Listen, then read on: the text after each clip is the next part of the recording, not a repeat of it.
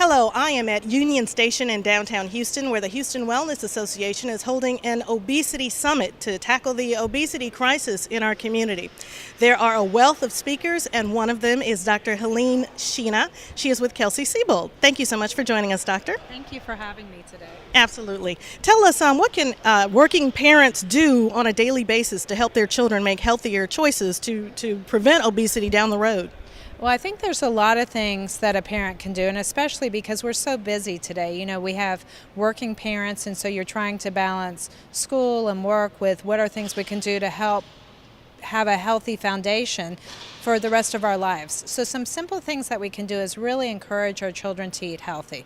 Now, that's hard when your kids are playing soccer and they have homework, but things that you can do is go grocery shopping as a family together, because children are going to be more willing to eat healthy foods if they've actually chosen them, or you can actually sit and make menus.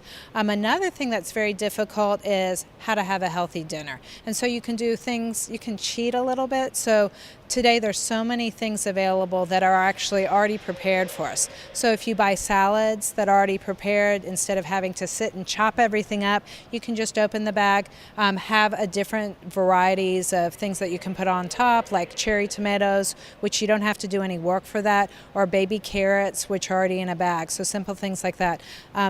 The pre-prepared chickens sometimes are a really nice little time saver, and you can have the rotisserie chicken at one meal, and then you can actually turn it into, like, you know, tortilla soup or something like chicken that. salad. Or chicken salad, something really easy. The other thing is, if you're packing lunch for your children, really to try and figure out what do they like and pack it very simply. And what I usually tell people to do is use a recipe where it has a healthy something to drink, like water or low-fat milk or 100% fruit juice. Now, you have to be really careful about reading labels, because a lot of things like those Tampico juices, they're not fruit juice, they're sugar water. So really looking at labels. Then if you put a vegetable in there, again, like your baby carrots or your tomatoes. And some dip. And some dip, yeah, because they have those all packaged now, which is really easy.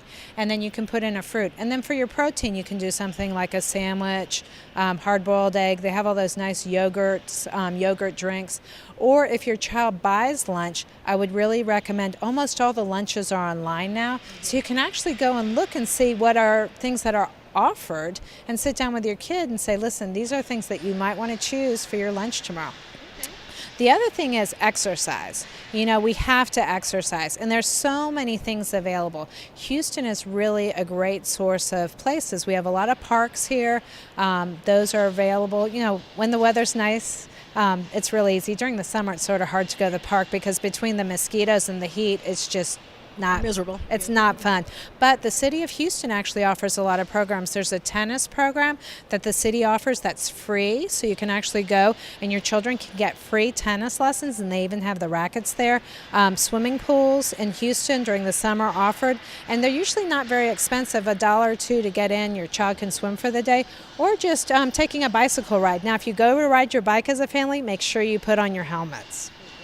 All right, and finally, at what point should a parent address the pediatrician if they're concerned about the child's weight? Sometimes as parents we feel like, well, maybe that's not something the doctor should worry about right now, it's okay. But when is it really a medical issue for the parents to take seriously? It can actually be a medical issue at any point in time.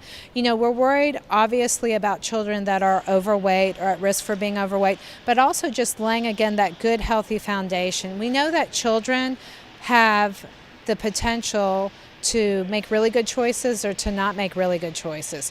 And so we know as you get older, you tend to exercise less. If you look at children that are from age 10 to 18, they actually exercise a lot less because they have more stresses from school, and the schools don't require as much physical activity. So at any point is actually a good time if you're concerned.